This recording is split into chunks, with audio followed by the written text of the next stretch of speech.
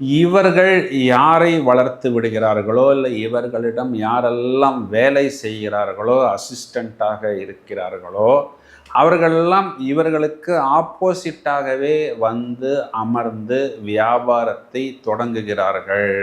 அதன் மூலம் கூட நிறைய பிரச்சனைகள், சில இடங்களில் லீகல் ப்ராப்ளத்தை எல்லாம் கூட இவர்கள் வந்து சந்திக்க வேண்டிய ஒரு சூழ்நிலை அப்படிங்கிறது ஏற்படுகிறது. இவர்களுடைய லைஃப் பார்ட்னர் பெரும்பாலும் இவர்களுடைய விரயத்தில் வந்து உச்சமடைகிறார். அப்போ நிறைய செலவுகளை குடும்ப வாழ்க்கைக்கு, தன்னுடைய லைஃப் பார்ட்னருக்கு, அவர்களை சார்ந்தவர்களுக்கும் செய்ய வேண்டிய ஒரு சூழ்நிலை அப்படிங்கிறது அதிகம் இவர்களுக்கு ஏற்படுகிறது.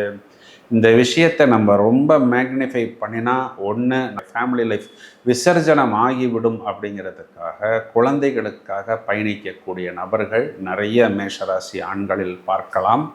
ராசியாதிபதியே இவர்களுக்கு 10ஆம் இடத்தில் போய் உச்சமடைகிறது. அந்த 10ஆம் வீடுங்கிறது பார்த்தோம்னா அது சாட்டனுடைய வீடு. அப்போது கடுமையான உடல் உழைப்பை வெளிப்படுத்தித்தான் ஆக வேண்டும். அப்படித்தான் நாம் நம்மை தொழிலில் நிலைநிறுத்தி கொள்ள வேண்டும் அப்படிங்கிறதுக்காக ரொம்பவும் கடுமையாக ஒரு உடல் உழைப்பை இவர்கள் வெளிப்படுத்துவார்கள். அதன் மூலம் இவர்களுக்கு ஒரு உயர்நிலை அப்படிங்கிறது கண்டிப்பாக கிடைக்கும். ராசியாதிபதியே ஜீவனஸ்தானத்தில் வந்து உச்சமடையக்கூடியது இந்த மேஷ